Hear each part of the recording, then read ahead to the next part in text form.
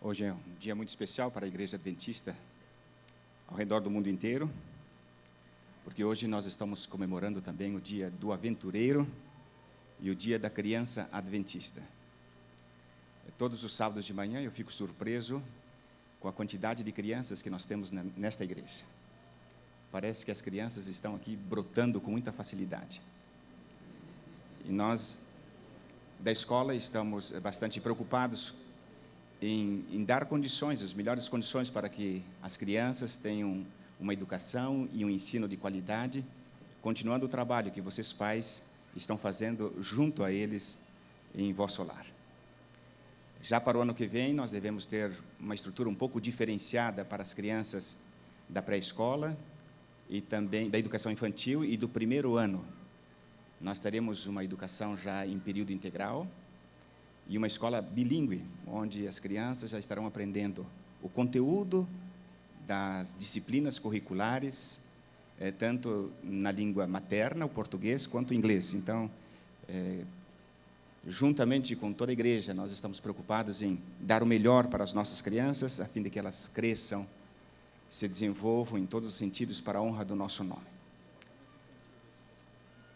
O Departamento Infantil da Escola Sabatina, a igreja, dentro de alguns dias mais, deverá estar apresentando já o projeto da escola para as nossas crianças aqui ao lado. Cremos que em pouco tempo teremos um ambiente bastante adequado para recepcioná-las nas horas do sábado.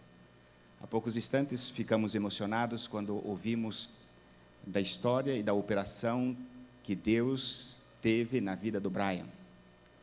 E não apenas esta igreja aqui esteve orando pelo Brian, mas muitos irmãos de outros lugares. E esta manhã nós temos aqui alguns irmãos da igreja de Sertãozinho, que estiveram envolvidos na intercessão a Deus pela recuperação, pelo milagre da cura.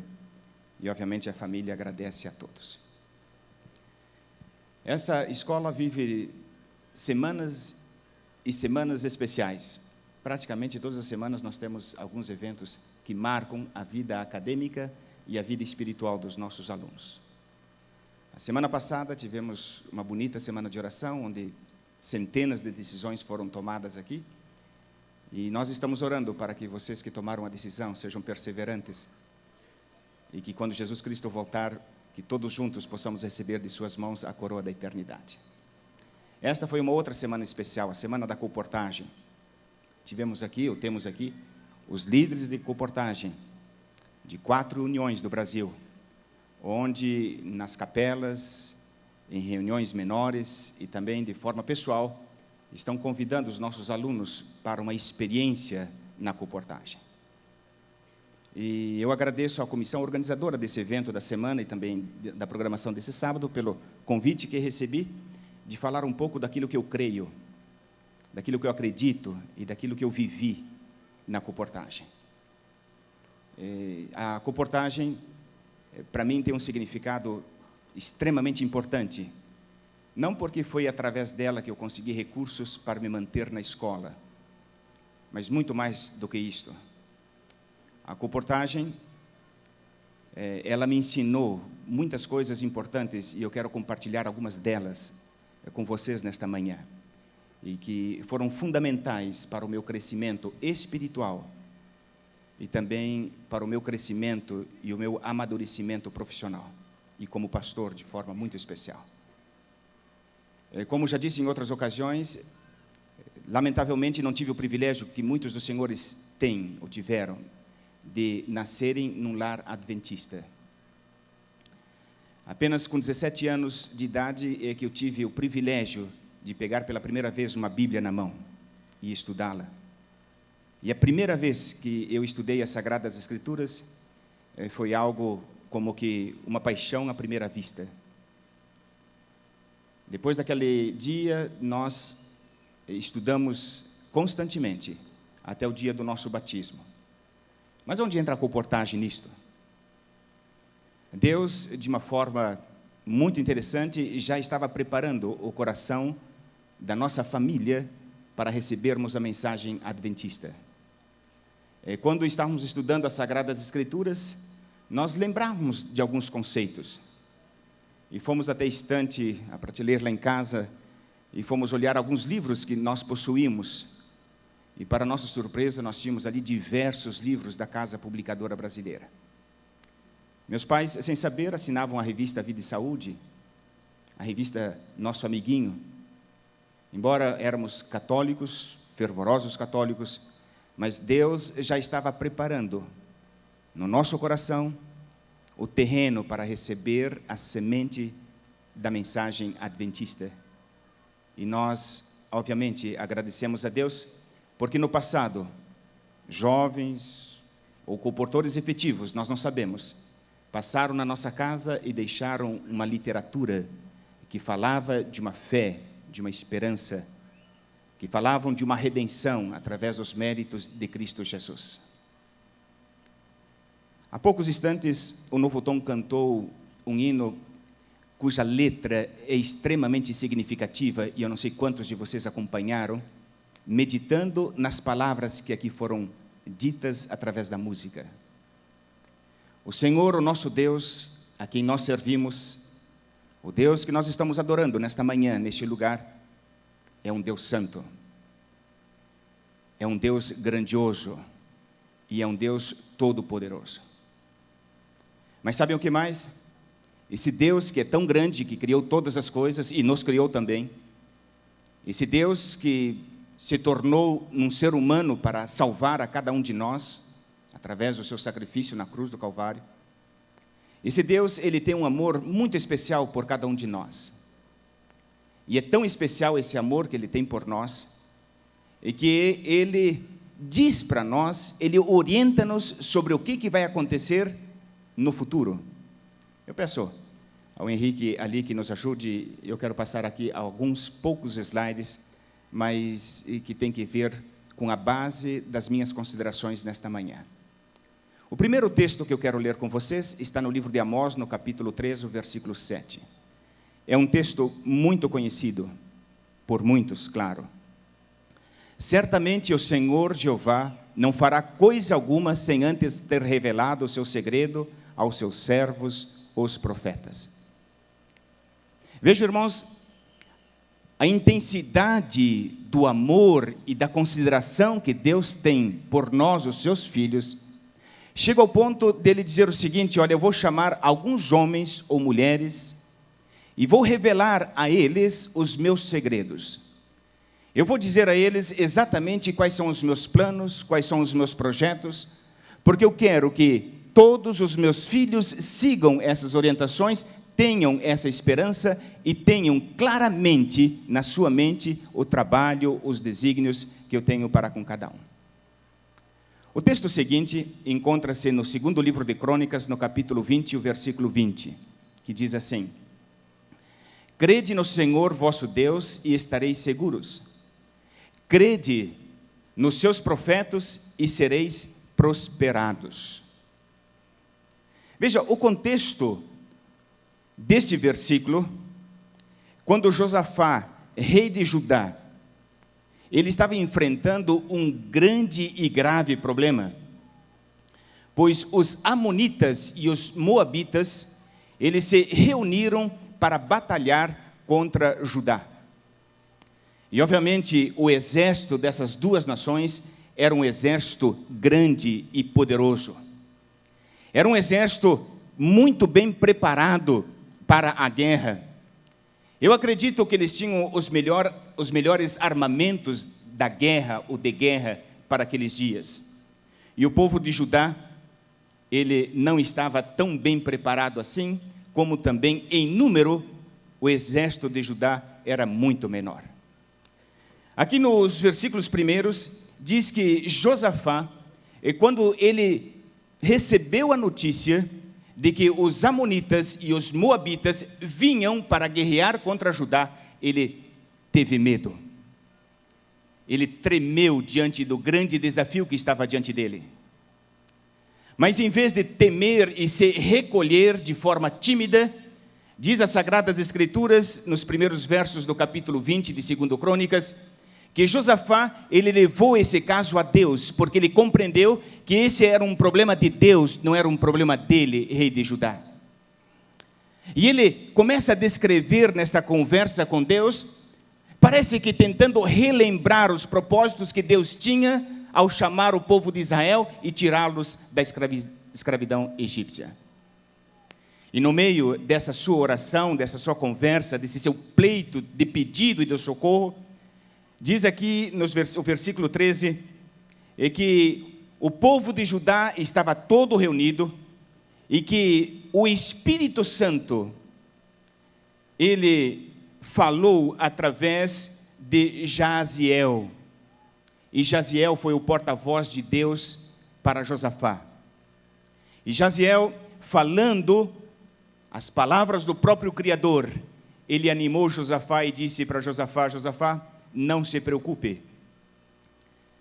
Eu vou estar com vocês. Você nem sequer vai guerrear, mas prepare os homens, coloque em fileiras, e você vai ver no dia seguinte o grande milagre que eu vou operar na vida de vocês. Antes mesmo do milagre acontecer, Josafá, diante de todo o povo de Israel, ele colocou-se em pé e disse com voz muito forte e seguro, ele disse: creia no Senhor, crede no Senhor vosso Deus e estareis seguros, crede nos seus profetas e prosperareis. A minha pergunta, queridos irmãos, amigos, nós acreditamos em Deus verdadeiramente? Quando surgem as dificuldades, quando surgem os desafios, quando surgem os convites de Deus, nós demonstramos através das nossas ações que verdadeiramente cremos nele? Nós cremos nos conselhos que nós temos dos profetas? Eu tenho aqui alguns pensamentos tirados do profeta sobre a comportagem, e eu quero lê-los rapidamente para os senhores. Acompanhem comigo a leitura. Meus irmãos e irmãs, lembrai-vos de que um dia estareis em pé diante do Senhor de toda a terra, para dar contas das ações praticadas no corpo. Então vosso trabalho aparecerá como em realidade é. A vinha é grande e o Senhor está chamando obreiros. Não permitais que coisa alguma vos impeça de salvar almas. A colportagem é o meio mais bem sucedido de ganhar almas. Não o quereis experimentar? Review and the Herald, 2 de junho de 1903. É uma mensagem do profeta. O próximo, por gentileza. Se há um trabalho mais importante do que o outro, é o de colocar nossas publicações perante o público, levando-o assim a examinar as Escrituras. A obra missionária, introduzir nossas publicações nas famílias, conversar e orar com os que por elas, e orar com e por elas, é uma boa obra e que educará homens e mulheres para fazerem trabalho pastoral. Testemunhos, volume 4, página 390. O próximo, por gentileza. Existe um trabalho especial que precisa ser feito em proveito dos nossos jovens, pelos que assumem a responsabilidade das igrejas em todas as associações. Eu vou me aproximar um pouquinho mais aqui para não ter dificuldade na leitura. Ao depararem os oficiais das igrejas com jovens promissores que estejam desejosos de se habilitarem para tornarem-se úteis na causa do Senhor, mas cujos pais não podem mandá-los à escola, têm eles o dever de buscar auxiliá-los e animá-los. Devem consultar tanto os pais como os jovens e juntos agirem com sabedoria. Alguns jovens terão mais aptidão para o trabalho missionário. Existe um grande campo de utilidade na distribuição de nossa literatura e na proclamação aos nossos amigos e vizinhos da mensagem do terceiro anjo. Outros jovens devem ser animados a consagrar-se à colportagem e a vender nossos livros principais. Alguns podem ter aptidões que os tornem excelentes auxiliares de nossas instituições e, em muitos casos, se os jovens promissores forem sabiamente animados e corretamente dirigidos, podem ganhar seu estipêndio escolar com a venda dos livros Parábolas de Jesus e a Ciência do Bom Viver. Testemunhos Seletos, volume 3, página 320. Um outro, as publicações devem ser multiplicadas e espalhadas como folhas de outono. Esses mensageiros silenciosos estão iluminando e modelando a mente de milhares em todo o país e em todo o clima. Review in the Herald, 21 de novembro de 1878. Quando se encerram as aulas, há oportunidade para muitos irem para o campo como colportores evangelistas. O fiel colportor encontra entrada em muitos lares, nos quais deixa a leitura contendo a verdade para os dias atuais. Os alunos devem aprender a vender nossos livros. Há necessidade de homens de profunda experiência cristã, de espírito equilibrado, fortes e bem educados, homens para se empenharem nesse ramo da obra. Alguns há que possuem o talento, a educação e a experiência que os habilitariam a preparar jovens para a obra da colportagem, de maneira que se efetuaria muito mais do que agora. Conselhos aos pais, professores e estudantes, página 546. O Senhor instituiu um plano pelo qual muitos dos estudantes de nossas escolas podem aprender lições práticas indispensáveis ao sucesso futuro. Ele nos tem dado o privilégio de manusear preciosos livros que têm sido dedicados ao progresso de nossa obra de saúde e educação. No próprio manuseio desses livros, os jovens encontrarão muitas experiências que lhes ensinarão como tratar com problemas que os esperam nas regiões distantes. Durante sua vida escolar, em contato com esses livros, muitos aprendem como aproximar-se cortesmente do povo e como exercer tato na conversação com eles em diferentes pontos da verdade presente. Ao alcançarem certo grau de êxito financeiro, alguns aprenderão lições de poupança e economia que lhes serão de grande vantagem quando forem enviados como missionários. E o último texto. Foi-me concedida luz especial em relação à obra da colportagem, e a impressão e o fardo não me abandonam. Esta obra é um meio de educação, é uma excelente escola para os que se estão habilitando para o ministério. Os que assumem esta obra como devem, colocam-se onde aprendem de Cristo e seguem seu exemplo. Anjos são comissionados a ir com os que assumem esta obra na devida humildade. Manuscrito 26 de 1901. A colportagem, para mim, foi a minha terceira graduação.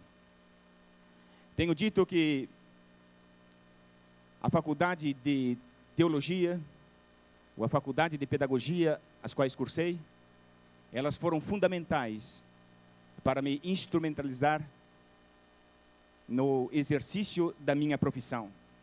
Mas a colportagem, para mim, ela foi mais do que um instrumento. Deus me lapidou, me preparando para ser um pastor, um servo seu na sua obra. Quando nós aceitamos a mensagem adventista, minha família passava por uma situação financeira não muito boa. Meu pai com problemas de saúde, as nossas economias tinham praticamente já acabado. E 2 meses depois do meu batismo, um pastor disse: por que você não vai para o colégio? Eu disse: eu não tenho condições de pagar a mensalidade.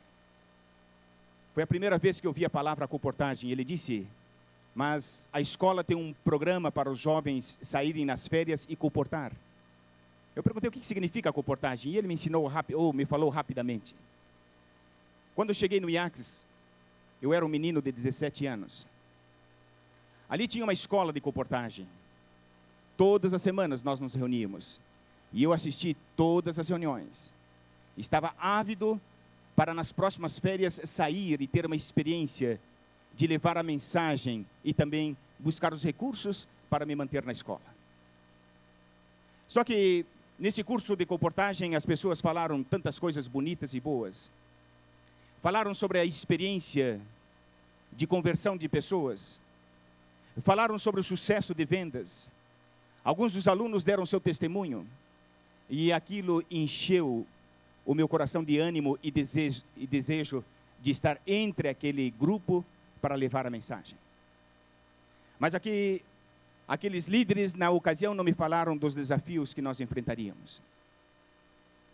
E eu me inscrevi para comportar no estado de Minas Gerais. Vocês imaginam um menino de 17 anos, que nunca havia saído de casa, sair agora da cidade de Itaquara, próximo de Porto Alegre, pega um ônibus, viaja até São Paulo, naquela época quase 20 horas de viagem. Chegando em São Paulo, pegamos um outro ônibus, fomos a Belo Horizonte. Ao chegar em Belo Horizonte, eu e meu outro colega, mais ou menos da mesma idade, recebemos a seguinte orientação do diretor de publicações: vocês dois vão comportar na cidade de Varginha. E eu perguntei para ele: escuta, e ao chegar em Varginha, o que nós devemos fazer? Ele disse: bom, primeiramente vocês vão procurar uma senhora por nome Gláucia nesse endereço, e deu um papel para nós com o endereço.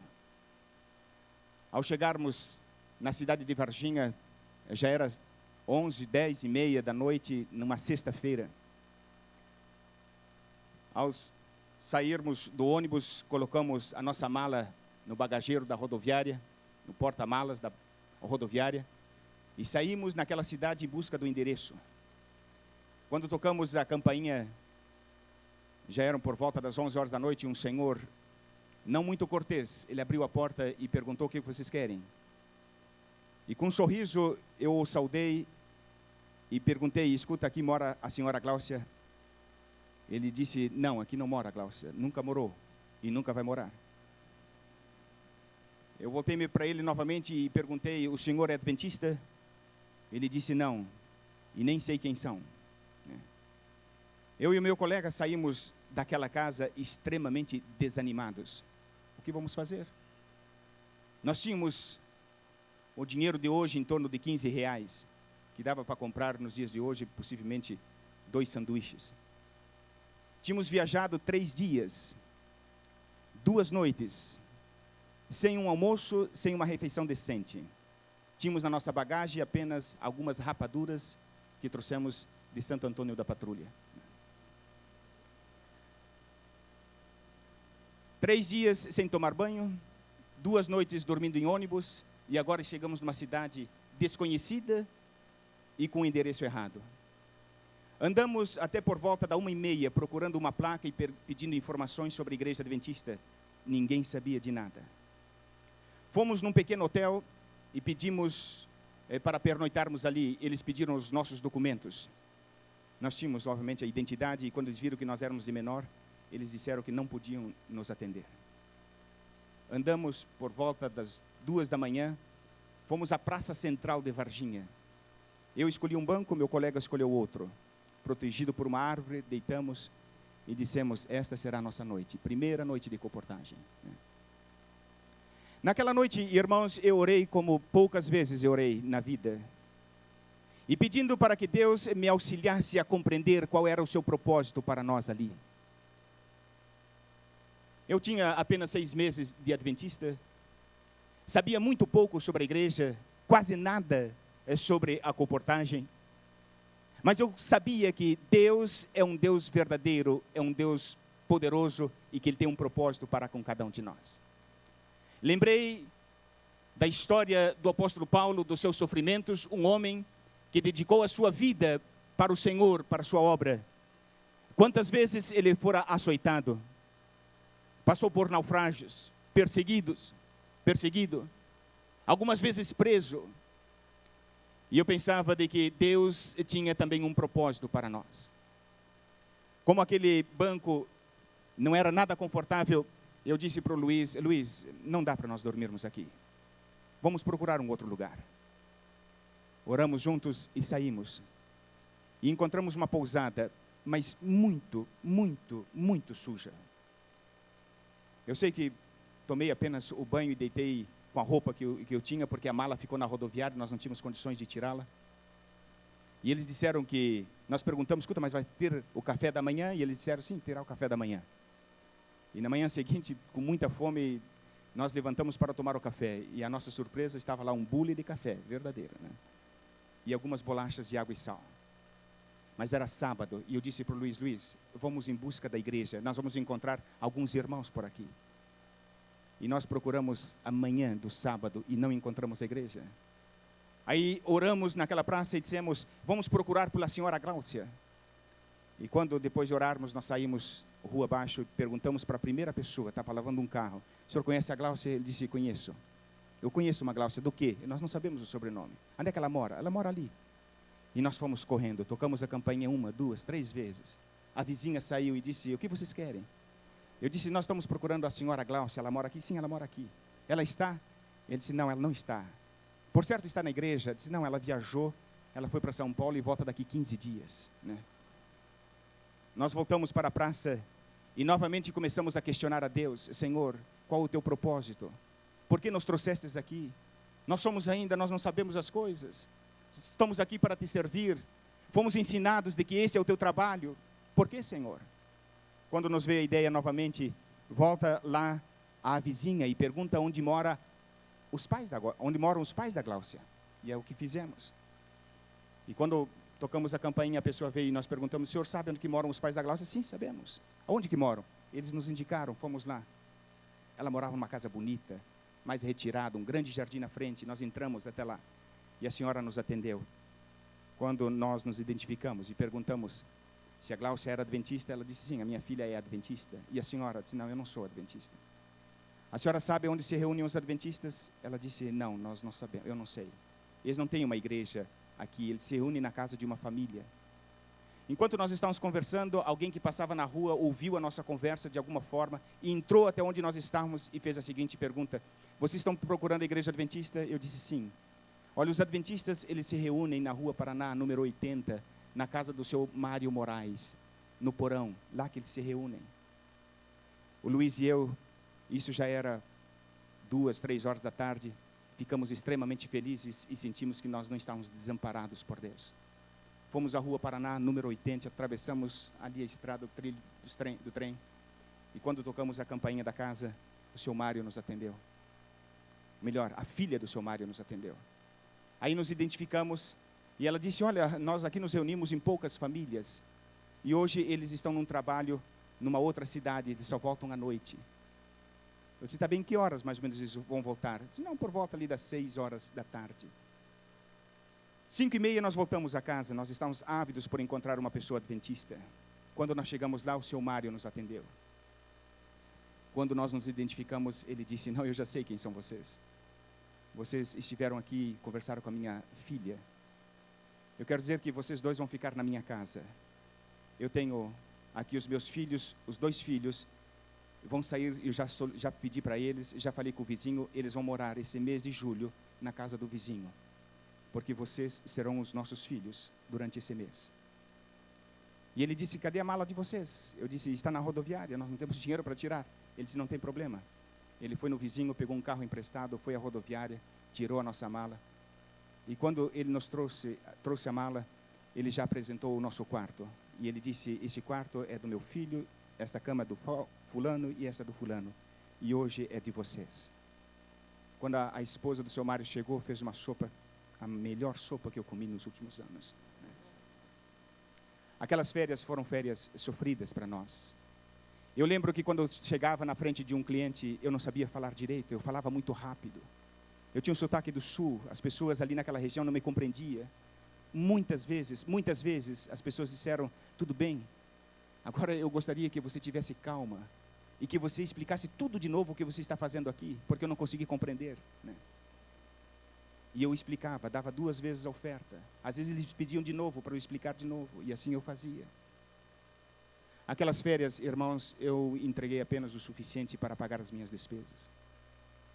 Nas férias seguintes, eu voltei para Minas Gerais, Coportá, agora com outro colega, o João Menezes de Sá.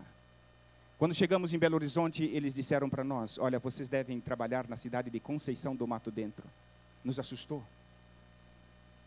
Pegamos o ônibus, fomos à cidade, ficamos 2 dias na cidade e vimos que não tinha condição. Voltamos a Belo Horizonte e recebemos a cidade de Corinto. E fomos para a cidade de Corinto trabalhar. Tinha ali uma igreja muito simples. A parte dos fundos da igreja naquela época era de chão batido. E nós pedimos para uma senhora que morava aos fundos, se nós podíamos ficar naquela igreja, nos fundos. E ela disse: sim, mas só que nós não temos condições de atender vocês. Eu disse: não tem problema. Onde é que vocês vão dormir? Eu disse: senhora, tem algumas tábuas ali? Ela disse: sim, eu posso arrumar. Nós pegamos uns tijolos, colocamos a tábua, estendida para ficarmos longe do chão. E ali nós passamos vários dias, né? Eu não dormia sem travesseiro, eu pegava o meu sapato, que trabalhava durante o dia, enrolava na toalha, e eu dormia sobre o sapato.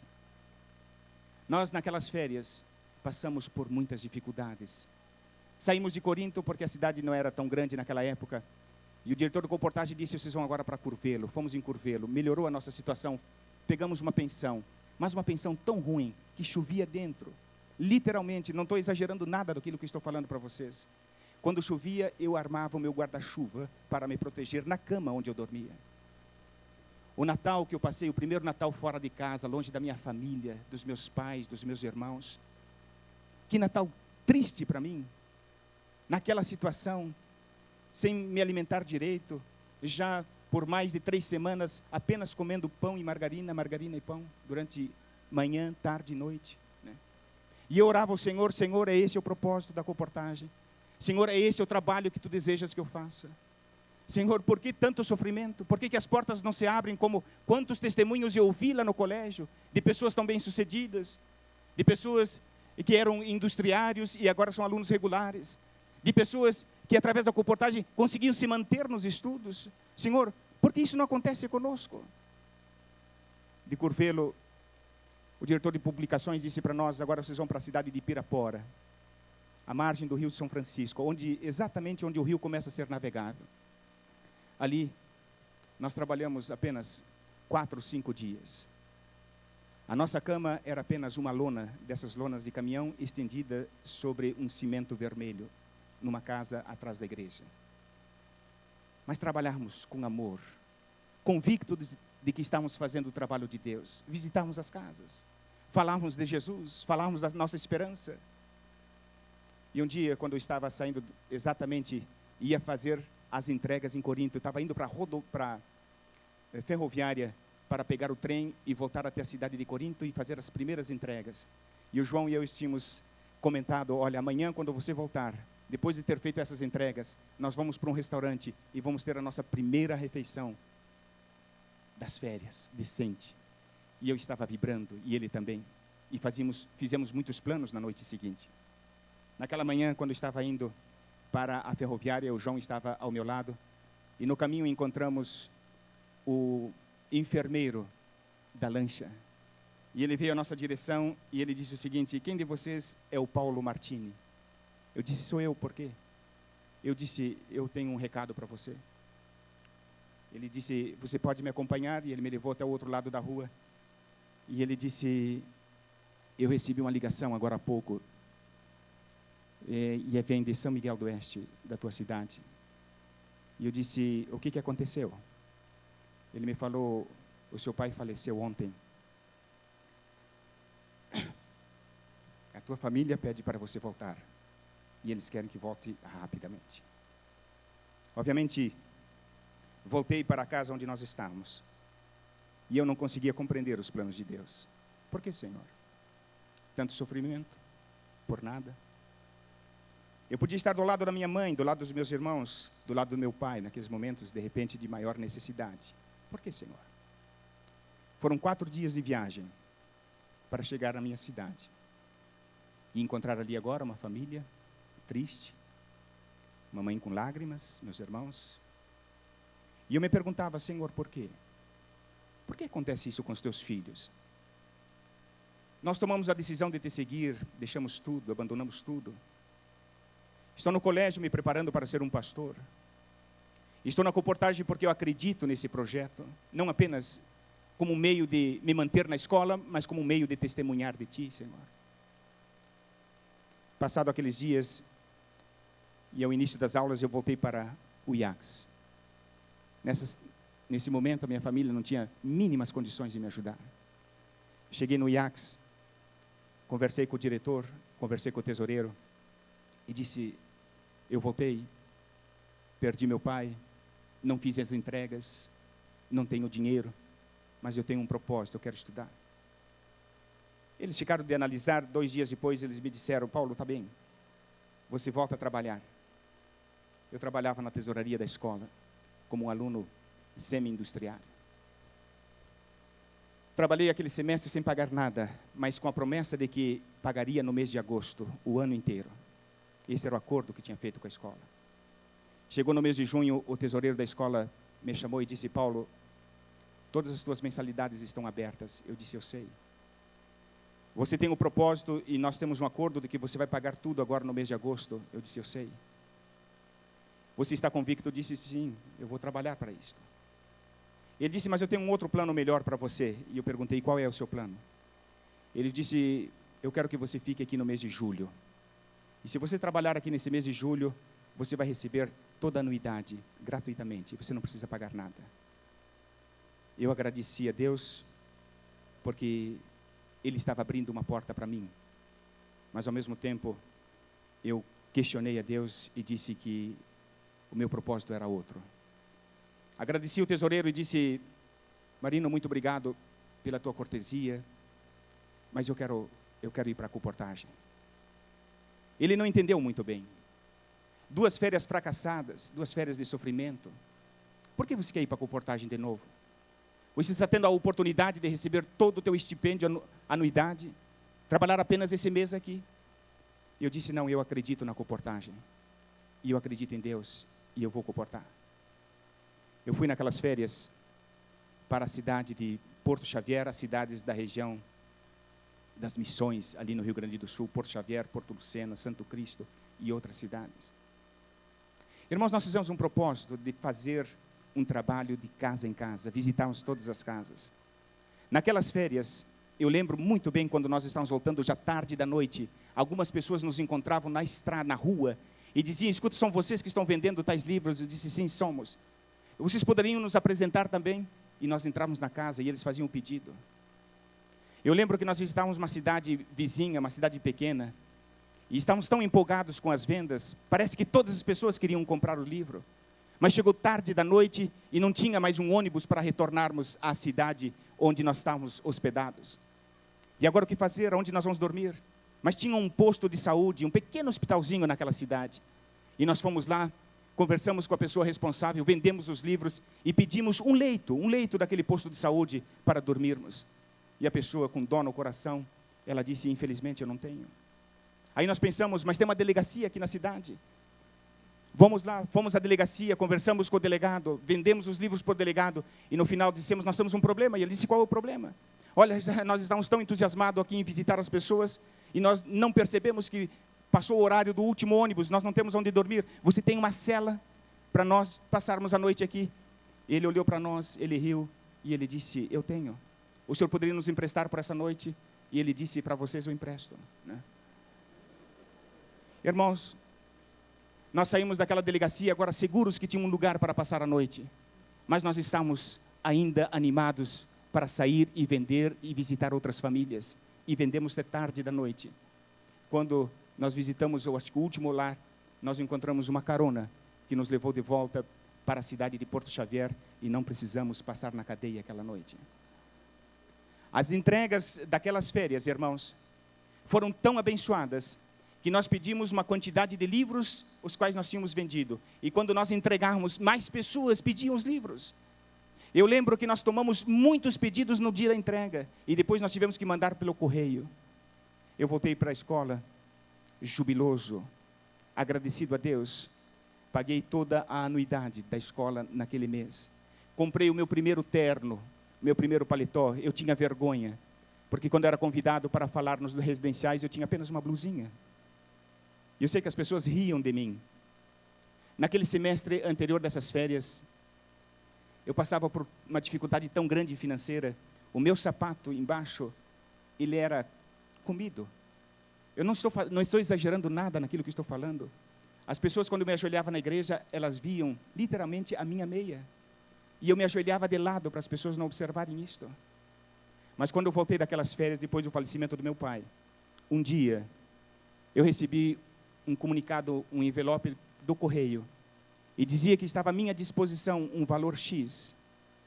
E eu não sabia quem tinha me mandado aquilo. Era de Minas Gerais. Peguei os meus prospectos e comecei a ver o nome daquela pessoa que me mandou o dinheiro e a lista das pessoas que eu tinha vendido. E aí eu lembrei de uma família, lembrei não, porque era o mesmo nome, de uma família lá em Pirapora que eu havia visitado. E aquela senhora me convidou. E ela disse, eu vou comprar de você, mas se no outro domingo você fizer planos de passar aqui na minha casa, porque eu quero que os meus filhos te conheçam. Eu quero que você fale disso que você falou para mim, para os meus filhos. Eu não visitei aquela família. Não visitei devido ao falecimento do meu pai. Mas aquela senhora, ela ficou com o meu endereço do colégio e me mandou um cheque, onde aquele cheque eu pude comprar um sapato. No sábado seguinte, eu estava na igreja me assentando e me ajoelhando de forma correta. Não tinha mais vergonha. Deus havia suprido uma necessidade básica minha naquela hora. Queridos irmãos, a comportagem é um trabalho extraordinário. É um trabalho extremamente abençoado. Depois daquelas férias, eu comportei no todo 11 férias. Depois daquelas 2 primeiras, pelo menos em todas elas, eu fui o campeão, o vice-campeão de vendas da associação, da união e algumas vezes da divisão. Deus me abençoou. Deus, Ele preparou-me na forja do sufoco, da dor, da dúvida. Sabem, mas a comportagem, queridos irmãos, é muito mais do que isto. A comportagem é um trabalho abençoado para nós alcançarmos vidas. Nós somos enviados, segundo o slogan aqui desta semana, nós somos enviados para salvar pessoas. E eu tinha esse propósito muito bem assentado no meu coração.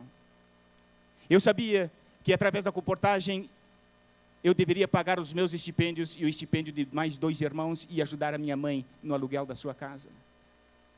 Eu sabia que quando eu saía para a comportagem, eu tinha umas férias para alcançar não apenas um estipêndio, mas eu tinha que alcançar recursos para pagar 3 estipêndios.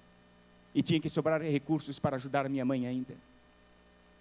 Eu saía, irmãos, para as férias, exatamente sabendo quantos dias eu tinha para a venda, e sabia quanto que eu tinha que entregar, e eu trabalhava arduamente para isso ali.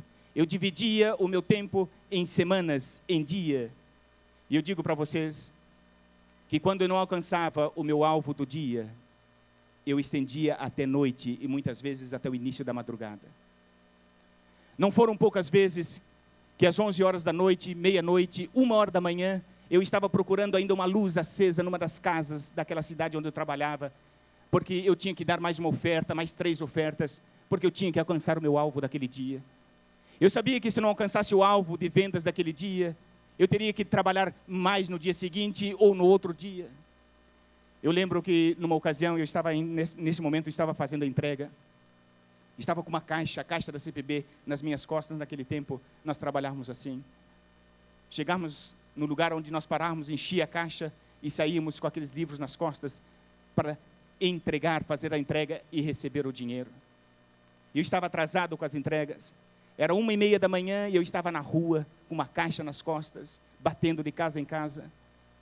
E cheguei numa casa, era um sobrado alto, e eu vi que estava tudo escuro. E eu disse, mas eu tenho que fazer essa entrega, amanhã vai ser muito difícil, eu tenho que voltar desse outro lado da cidade. A pessoa vai me perdoar. E eu bati na porta, bati pela segunda, pela terceira vez, de repente a luz acendeu no quarto de cima, no andar de cima, e a pessoa abriu a janela e disse, quem é? E eu disse, sou eu, Paulo. Mas quem é você, Paulo? Eu disse, sou aquele jovem estudante que alguns dias atrás o senhor comprou um livro. Sim, e você, o que você quer aqui? Eu disse, olha, eu estou fazendo as entregas conforme nós combinamos entre os dias tais. Mas isso não é horário de fazer entrega, seu moço? Eu disse, não, mas eu estou numa situação, e comecei a explicar para ele. E ele disse, mas eu disse, vai ser uma coisa muito rápida, é só o senhor descer, o senhor pega o livro, me dá o cheque, me dá o dinheiro. E ele disse, eu não tenho dinheiro aqui. Eu disse, não tem problema, o senhor me dá o cheque. Ele disse, o cheque está no escritório. E eu disse, eu vou com o senhor até o escritório, né? Irmãos, quando a gente tem um programa, um projeto na vida, a gente não mede esforços para executar esses projetos. Quando nós acreditamos num alvo, nós dedicamos de todo o nosso coração, de toda a nossa vida àquele alvo. Não importa se é noite, se é madrugada, nós temos que alcançar. Eu tinha convicção plena que se eu não fizesse, outro não faria por mim. Eu tinha convicção plena de que se eu me dedicasse, Deus de uma forma ou de outra me abençoaria. Queridos irmãos, o trabalho da comportagem é árduo. O trabalho da comportagem é para pessoas valentes.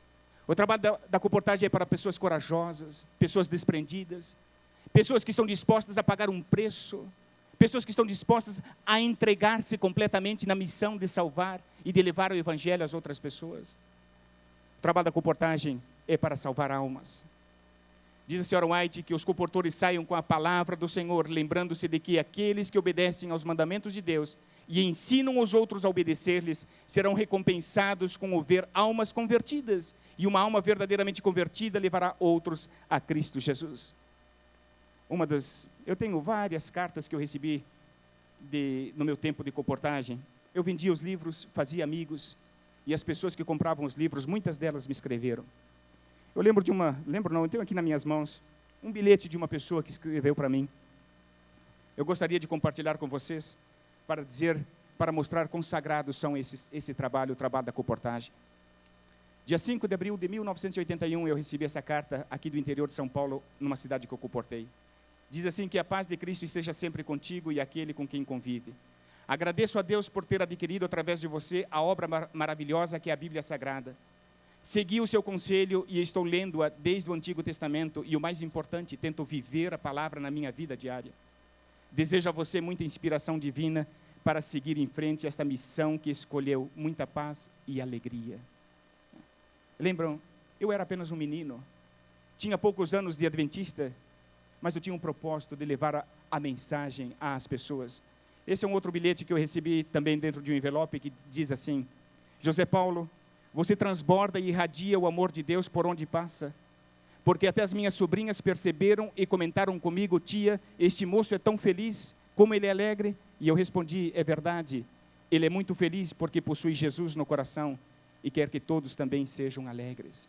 Comportor, nós pregamos através da nossa vida, nós pregamos com o nosso sorriso, nós pregamos com as nossas palavras, nós pregamos com o jeito de nós sermos, de nós nos apresentarmos, de nós falarmos às pessoas.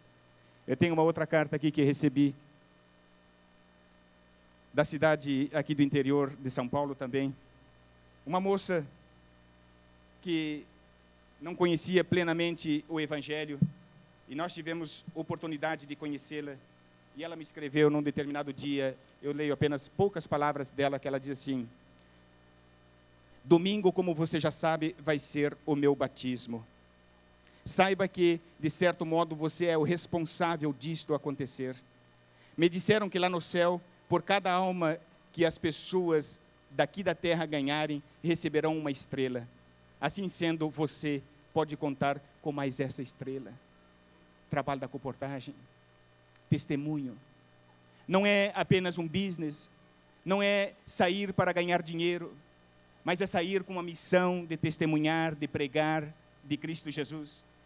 Eu tenho essa outra carta lá do interior do Rio Grande do Sul, uma jovem escreveu e ela disse o seguinte: Paulo, falei por alto com você que antes de conhecer você, eu estava completamente afastada da igreja.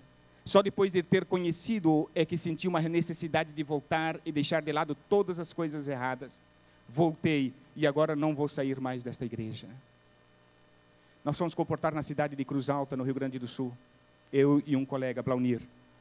Quando chegamos na cidade, nós tínhamos uma dificuldade: onde nós vamos parar? E procuramos um taxista e perguntamos se ali tinha uma pensão. O taxista disse: olha, eu tenho sim. Ele abriu o porta-mala do carro, e quando ele abriu o porta-mala do carro, ele pegou um envelope, ou melhor, um jornal, e ele disse: olha, aqui tem uma pensão.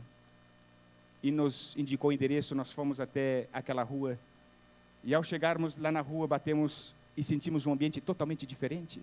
Muita música, músicas que não é do nosso gênero. Aí eu disse para o Blaunir: esse não é um lugar para nós ficarmos. E ele disse: não, nós oramos, Deus deve ter um propósito para nós. Conversamos com a pessoa e ela disse: olha, a dona da pensão, ela trabalha em tal lugar. Nós fomos até ela, dona Jussara. Quando nós nos apresentamos a Jussara, ela disse o seguinte: olha, eu já sei quem são vocês, eu tive um sonho ontem à noite. Vocês são 2 estudantes que vieram até aqui para procurar pensão. Eu disse: é verdade. E no meu sonho, um de vocês é de longe e outro de perto. E eu disse: é verdade. Um é pequeno e outro alto. Ela estava nos vendo, né? E ela disse o seguinte: bom, venham comigo. Colocou-nos no carro e nós saímos. Fomos em direção à sua pensão. No caminho, ela disse o seguinte: só tem uma coisa. A pensão que eu tenho é só para moças, não é para rapazes. Eu disse: a senhora nos desculpa, então nós vamos procurar um outro lugar. E ela disse: não, no meu sonho eu dei a pensão para vocês. No final, nós tivemos uma intriga, ela disse. Nós tivemos um desentendimento, mas no meu sonho.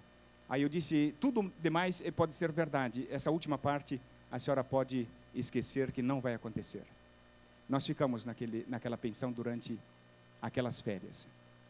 E irmãos, nós não sabíamos, mas aquelas moças, pelo menos 2 delas, fizeram um pacto entre elas, e elas nos disseram no final.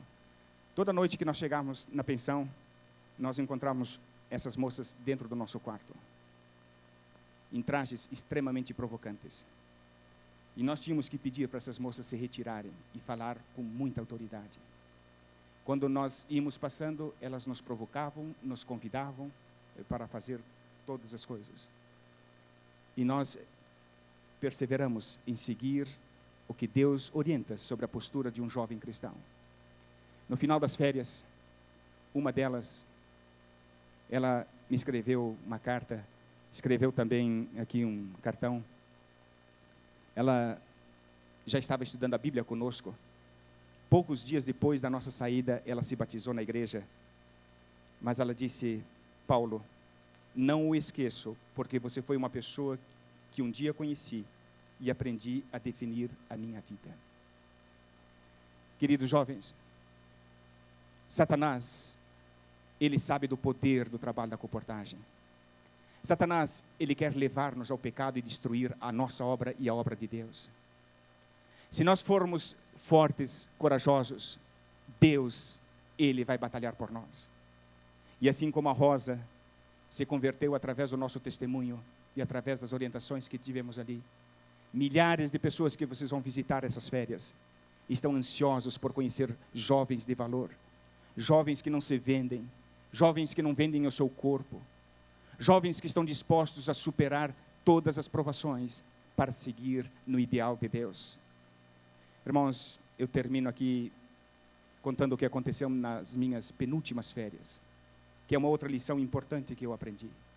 No certificado do meu batismo, está escrito um verso bíblico que todas as vezes quando as pessoas pedem para eu falar um verso bíblico, parece que só este vem na minha mente, que diz o seguinte: ser fiel até a morte e dar-te-ei a coroa da vida. Eu aprendi essa lição na comportagem: fidelidade, lealdade. Estava comportando na cidade de Campos Jordão, uma cidade não muito distante daqui, no mês de julho, uma cidade muito fria. Naquele ano parecia um inverno ainda mais rigoroso. E eu estava comportando com um amigo do Rio de Janeiro. Nós trabalhamos ali uma semana e pouco, e eu fui chamado para o escritório da associação porque tinha que resolver uma situação. Eu desci, fiquei 2 dias. Quando retornei para Campos do Jordão, encontrei lá um bilhete do meu amigo dizendo o seguinte: Paulo, eu desisti da comportagem, voltei para o Rio de Janeiro, isso aqui é coisa para louco. Nós estávamos atrás da igreja, um chuveiro frio, numa cidade fria, no mês de julho. E ele disse: eu não estou indo tão bem e eu desejo a você todo o sucesso. Quando eu voltei e encontrei esse bilhete, a minha vontade foi de desistir. Foi de abandonar o barco. Foi de voltar para casa. Mas eu disse: não, eu vou trabalhar ainda esse mês. Trabalhei de forma árdua. Tinha uma equipe de 4 teologandos que trabalhavam na cidade de Guaratinguetá, mais uma equipe de 16 moças que trabalhavam numa cidade adiante. E naquelas férias, irmãos, sozinho, com a graça de Deus, nós vendemos mais do que aquelas 2 equipes de alunos. Foram mais de 5 anuidades do IAE que nós retiramos aquelas férias.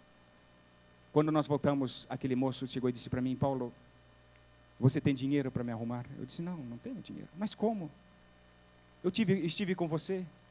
E eu disse para ele: mas infelizmente você abandonou o barco, você desistiu. Você não deveria ter desistido. Queridos jovens, quantas vezes nós somos tentados a desistir na vida?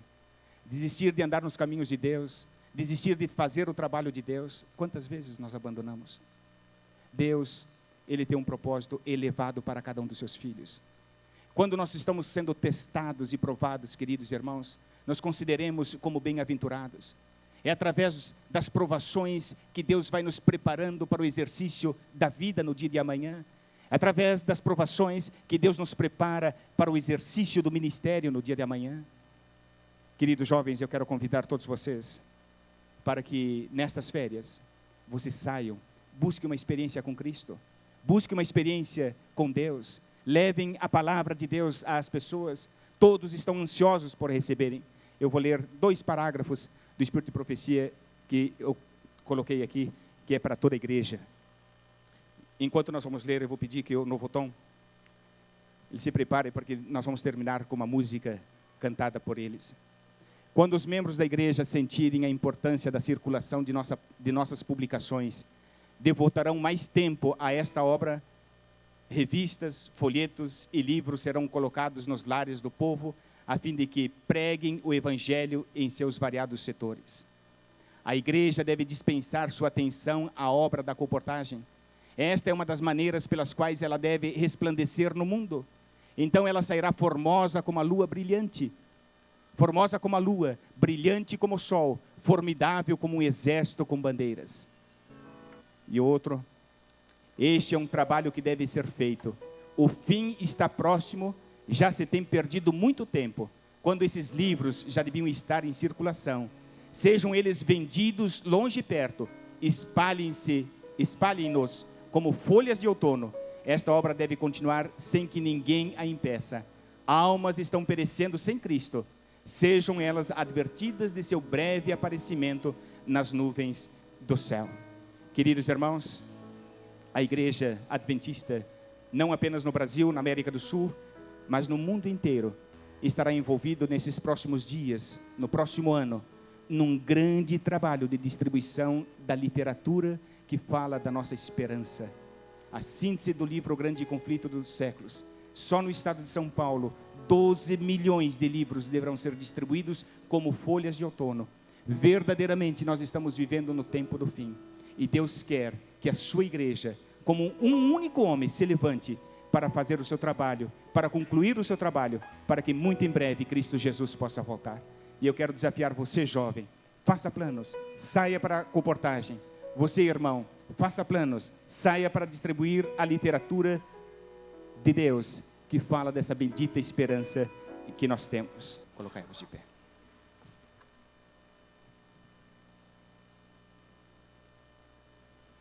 Senhor nosso Pai, através dessa música nós expressamos o sentimento que está dentro do nosso coração.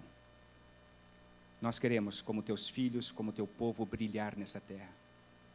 Ajude-nos, ó Pai, mesmo que sem palavras, possamos testemunhar desse teu grande poder e desse teu grande amor. Que através da nossa vida, ó Pai, outras pessoas possam ter a mesma esperança que temos, de muito em breve vivermos contigo a eternidade. Querido Senhor, ajude-nos a compreendermos os propósitos e os planos que Tu tens para com cada um de nós. Ajude-nos a vivermos a Tua vontade. Acompanhe-nos ao sairmos deste lugar, nós te pedimos em nome de Jesus. Amém.